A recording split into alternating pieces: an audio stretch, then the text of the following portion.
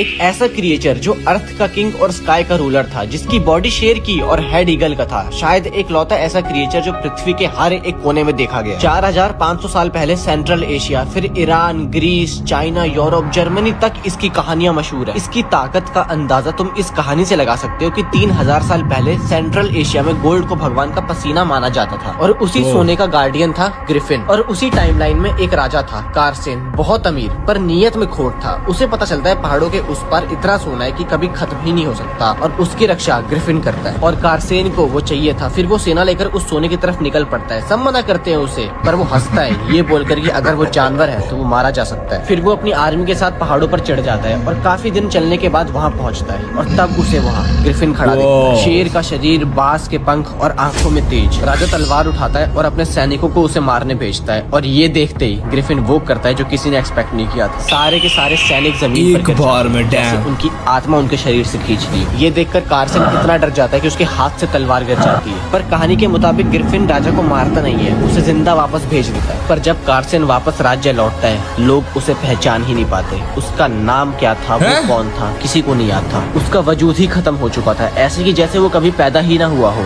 Griffin ने उसे history से ही मिटा दिया। इतनी ताकत थी उसकी। पर आपको पता है इसका ओरिजिन कहाँ से हुआ? याद है ना, हमारे यहाँ देवता एक ही फॉर्म में नहीं बंधे होते। युग, रीजन, पर्पस के हिसाब से वो रूप बदलते हैं। तो फिर पर्दा हटा दें।